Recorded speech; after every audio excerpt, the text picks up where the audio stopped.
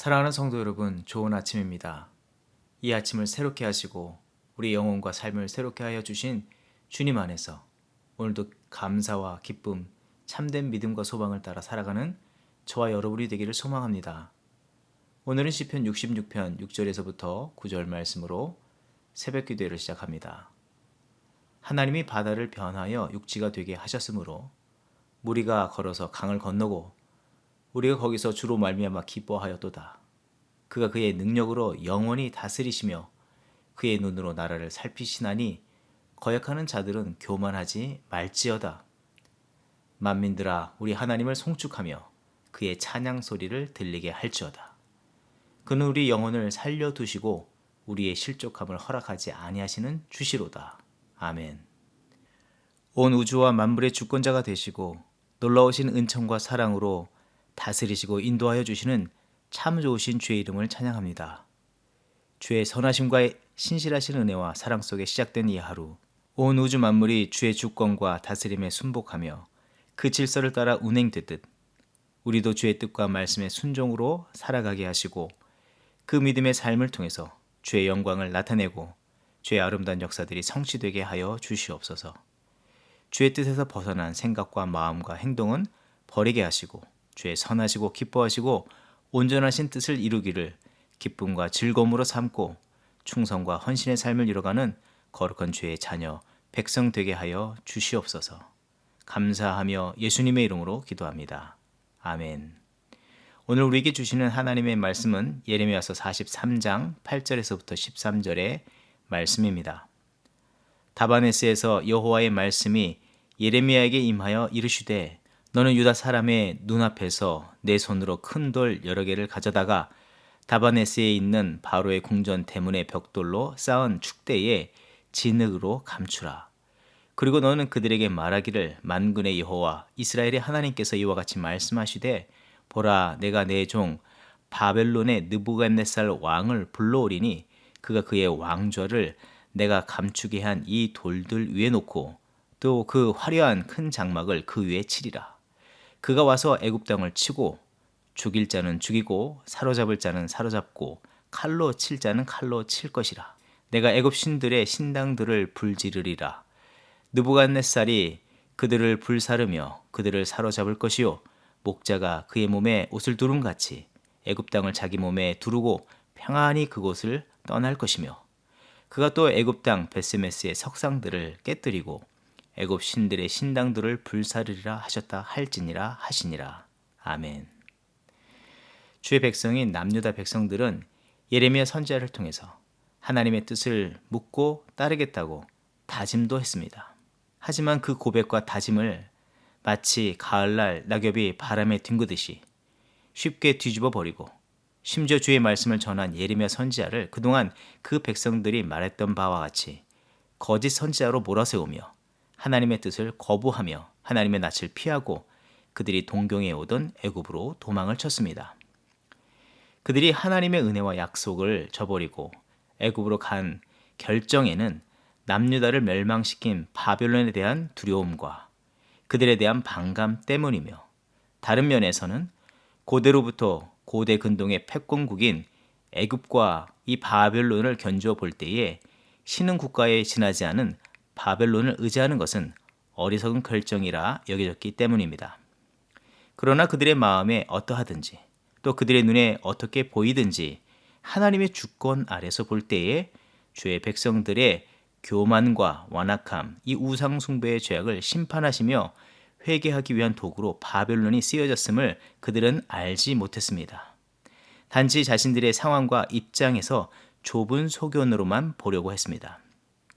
결론적으로 하나님께서 제시해 주신 생명의 길은 보지 못했고 사망의 길은 애굽으로만 향하였습니다. 여기서 주의해서 살펴보아야 할 것이 있다면 그런 결정과 태도가 과연 어떤 결과들을 불러일으켰냐는 것입니다. 본문과 같이 과거나 현재 모두 오만과 불순종의 결과로 하나님의 심판을 받게 되어 고난을 당하게 되었습니다.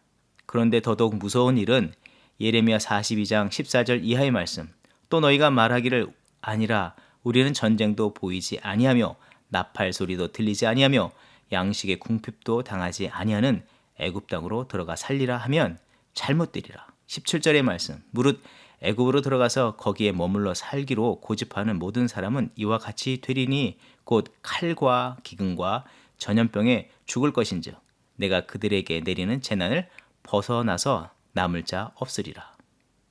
결국 하나님께서 그들의 심판자가 되시고 그들의 대적자가 되신다는 것입니다. 그들은 애굽이 자신들의 안전을 보장한다고 믿었고 그곳을 향하였지만 그 생각과 다른 결과가 기다린다고 하시는 것입니다. 왜냐하면 지난날 출애굽 때에 하나님은 그 애굽의 오만과 불순종을 주의 권능의 손으로 심판하셨기 때문입니다. 시편 139편 7절의 말씀. 내가 주의 영을 떠나 어디로 가며 주의 앞에서 어디로 피하리이까. 내가 하늘에 올라갈지라도 거기 계시며 스올에 내 자리를 펼지라도 거기 계시니이다. 내가 새벽 날개를 치며 바다 끝에 가서 거주할지라도 거기서도 주의 손이 나를 인도하시며 주의 오른손이 나를 붙드시리이다. 하나님의 은혜의 손길이 미치지 못하는 곳이 없듯이 주의 뜻을 떠나 그들이 피할 곳도 그 어떤 자리도 없다는 것입니다. 그 모든 자리는 안전하지 않다는 것입니다. 믿음의 길은 현실만을 보는 것이 아니라 주님의 주권을 바라보는 것입니다. 믿음의 성도는 세상과 같이 자기 눈에 보기 좋은 대로 또한 자기의 짧은 생각과 경험 그것들을 판단하며 따라 사는 것이 아니라 진리와 생명으로 이끄시는 인생의 나침반 되시는 하나님의 뜻을 살피며 그의 말씀에 순종하며 살아가는 삶을 이뤄야 하는 것입니다. 그렇다면 왜 그들은 하나님의 축복의 길, 이 저주와 심판을 면할 길을 제시받았음에도 그 어리석은 길로 갈 수밖에 없었는지 다시 반문하지 않을 수 없습니다.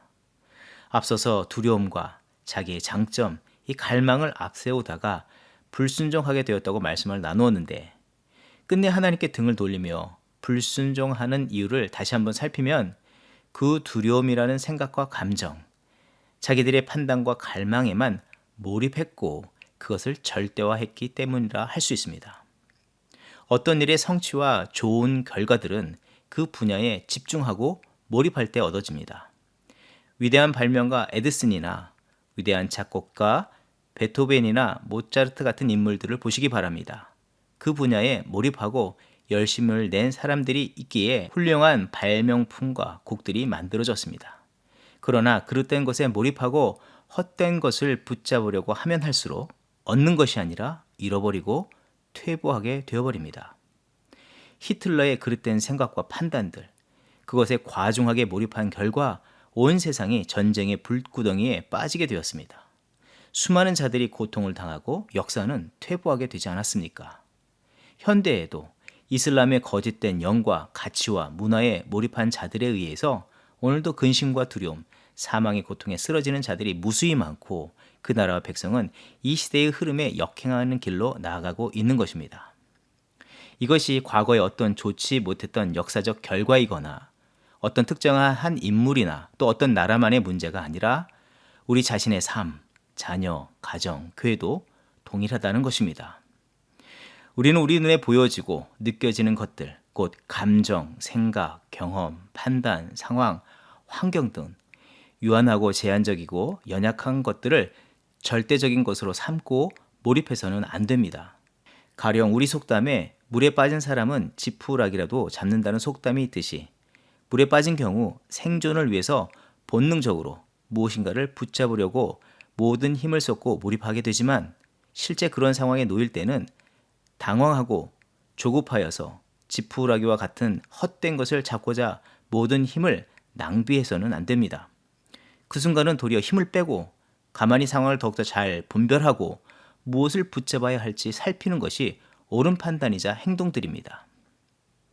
삶의 모든 상황뿐만 아니라 무엇보다도 영적 삶에서 헛되이 몰입하게 하는 것이 있다면 우린 그것을 단연코 내려놓아야 합니다. 오직 주의 뜻과 말씀, 주의 정하신 때와 방식을 따르는 것이 옳은 것입니다. 어떤 일에 몰입해야 하고 또 몰입할 수밖에 없다면 반드시 거쳐야 하는 확인 작업이 필요한데 그것이 나로부터인가 하나님의 참된 뜻으로부터인가를 확인해야 합니다. 요한왕과 백성들은 심히 부패된 그들의 헛된 생각과 잘못된 판단들에 몰입하였습니다. 자신의 입장과 생각, 원하는 바를 기준으로 삼고 그것에 몰입하는 순간 그 거짓된 생각과 판단에 결박되어서 함께 침몰하게 되었습니다. 사랑하는 성도 여러분, 오늘 우리는 무엇에 몰두하며 살아가고 있습니까? 무엇을 갈망하며 그것을 쫓아가고 있습니까? 그런데 그 몰입하고 몰두하며 붙잡고 집중하고자 하는 일들이 혹 하나님의 거룩한 뜻과 말씀에서 벗어난 것들은 아닙니까?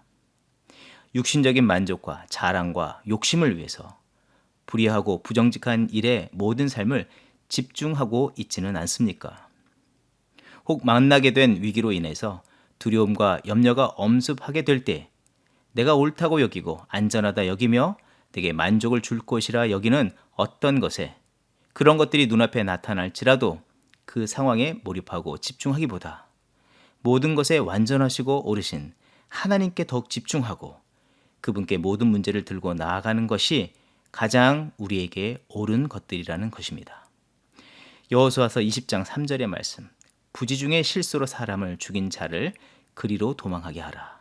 이는 너희를 위해 피의 보복자를 피할 것이니라. 민수기 15장 24절 이하의 말씀, 회중이 부지 중에 범죄하였거든 온 회중은 수송아지 한 마리를 여호와께 향기로운 화제로 드리고 규례대로 소제와 전제를 드리고 순념소 한 마리를 속죄제로 드릴 것이라. 제사장이 이스라엘 자손의 온 회중을 위하여 속죄하면 그들이 사함을 받으리니 이는 그가 부지 중에 범죄함이며 또 부지 중에 범죄함으로 말미암아 헌물 곧 화제와 속죄제를 여호와께 드렸습니다.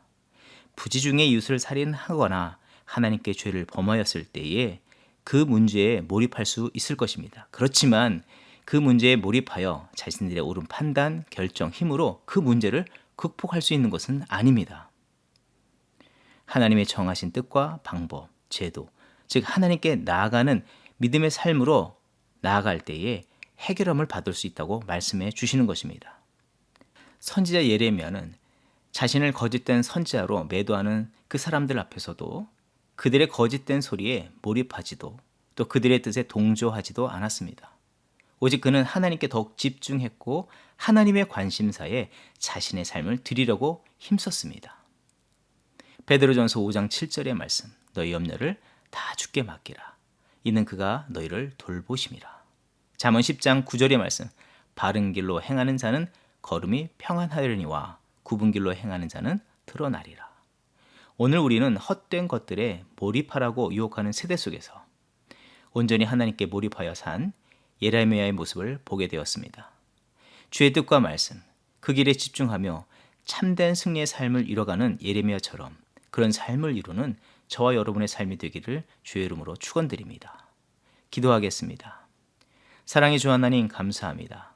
하나님의 참된 뜻이 아닌 헛된 것에 몰입하는 이 세대 속에 살아가는 우리들, 이 세대를 따르거나 닮지 않게 하시고 주께서 우리에게 보여주신 생명과 거룩, 진리의 길을 더욱더 온전히 바라보고 그 길을 쫓아 살아가는 우리들이 되게 하여 주시옵시고 그런 자녀들과 가정과 교회가 되게 하여 주시옵소서. 내가 옳게 여기는 것과 내게 만족을 줄 것이라 기대하는 어떤 사람과 상황, 어떤 것들에 마음을 쏟으려 하기보다 모든 것에 완전하신 하나님께 먼저 우리의 마음을 드리고 주께 더 가까이 나가기를 힘쓰는 우리들이 되게 하여 주시옵소서. 혹 두려움과 낙심, 염려가 우리 마음을 지배하여 그것에 온 마음을 빼앗기게 될지라도 시편 기자의 고백처럼 내가 산을 향하여 눈을 들리라. 나의 도움이 어디서 올꼬? 나의 도움은 천지를 지으신 여호와에게서로다. 그 순간 눈을 들어 더욱 주를 바라보게 하시고 피할 바위와 산성이 되시며 방패가 되시는 주님께 더욱더 몰입하여 주의 베푸시는 평안, 안전, 회복, 새로움, 기쁨을 누리는 우리들이 되게 하여 주시옵소서. 오늘 나의 생각보다 주의 뜻과 생각을 더욱 마음에 가득 품고 승리의 삶을 이뤄가는 그런 예레미야와 같은 삶을 이뤄가게 하여 주시옵소서. 감사드리며 예수님의 이름으로 기도합니다. 아멘.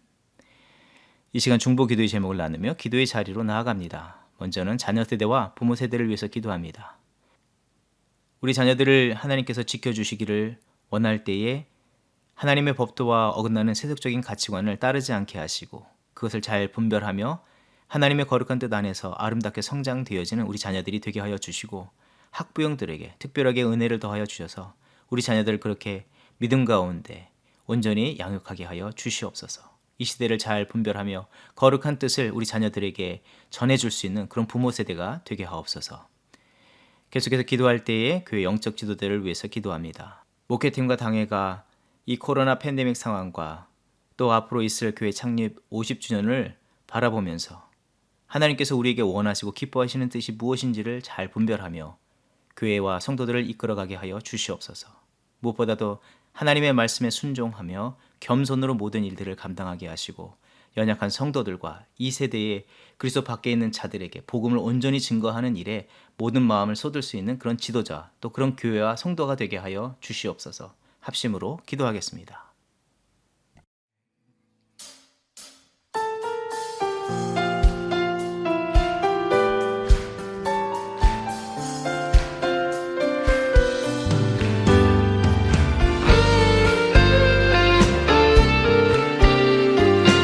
인도하시는 주님 찬양합니다. 내게 대단한 믿음 없어도 주를 따를 만한 용기와 힘 없어도 나의 연약한 사용하시는 주님 삶을 완성하시네. 우리 다시 한번 고백할까요? 내게 대단한 믿음 없어도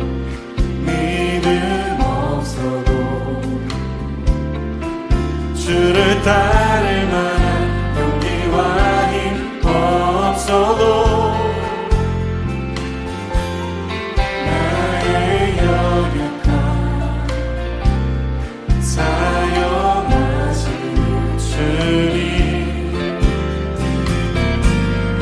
나의 삶을 완성하시네. 모든 생활 속에 주와 동행하네. 말하지 않아도 나의 마음을 아시네. 날 위해 보이신 사랑이 오늘도 날 살게 하시네. 나를 이끄시는 주님만 따라가네. 주님 내 하루를 붙드심을 믿습니다. 나의 하루를 지켜주시고 주의 사랑 안에 살아가게 하시네. 나의 믿음을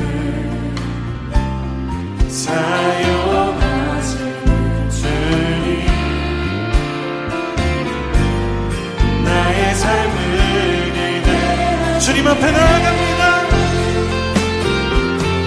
모든 생활 속에 주와 동행하네. 말하지 않아도 나의 마음을 아시네.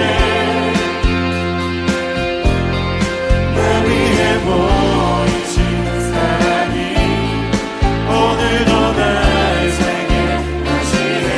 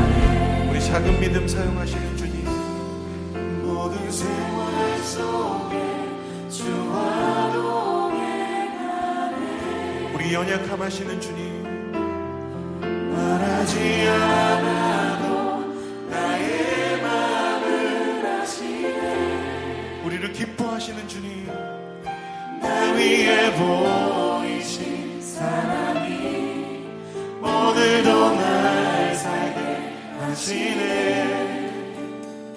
나를 이끄시는 주님만 따라가네. 나를 이끄시는 주님만 따라가네. 나를 이끄시는